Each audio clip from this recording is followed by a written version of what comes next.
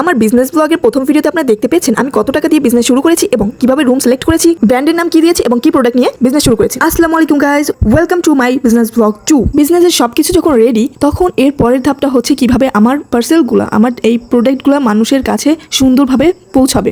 Packaging, এই packaging নিয়ে আমার টেনশনে ঘুম আসছিল না গাইজ। প্যাকেজিং এ সবকিছু অ্যারেঞ্জ করে ফেলেছি, ইনশাআল্লাহ আমার কাস্টমারের কাছে প্রোডাক্ট যাবে একদম সুরক্ষিত। আমি কি কি এনেছি এটাও তোমাদেরকে দেখাবো বা জানাবো। তো ডেলিভারি ম্যান যখন এগুলো নিয়ে আসলো তখন আমি এটা আনবক্সিং করার পরে সবকিছু গুনে দেখছিলাম যে ঠিকঠাক দিয়েছে কিনা। গাইজ এর প্যাকেজিংটায় আমি অনেক অসন্তুষ্ট হয়েছি, কারণ হচ্ছে এর প্যাকেজিং গুলো একদম খারাপ ছিল, বাজে ছিল। বাট যাই হোক, আমি সবকিছু ঠিক মতো পেয়েছি। তো তোমরা দেখতে পাচ্ছ পোর্টেবল সেলিং মেশিনটা কিভাবে কাজ করে। এটা দিয়ে দিয়েছি আমি, দেখো কত সুন্দর একটা প্যাকেট, তুমি নিমেষেই একদম সুন্দর করে সিল করে ফেলতেছো নতুনের মতো। খাবার নষ্ট হওয়া বা পড়ে যাবার কোনো ভয় থাকবে না। তো এরপরে হচ্ছে 2-in-1 নাইফ, যেটা হচ্ছে এক সাইড নাইফ থাকবে, এক সাইডে হচ্ছে তুমি যে কোনো কিছু ছিলতে পারবে। এই 2-in-1 জিনিসটা যে এত হ্যান্ডি, এত পাওয়ারফুল একটা জিনিস, তোমরা হাতে না নিলে বা এটা থেকে কাজ না করলে বুঝতে পারবে না। সো ববিস্কারে পেয়ে যাবে এরকম নিত্যদিনের সমস্ত প্রয়োজনীয় জিনিস এবং বাজেট ফ্রেন্ডলি। ববিস্কার একটা ব্র্যান্ডে তৈরি করে দেবে ইনশাআল্লাহ।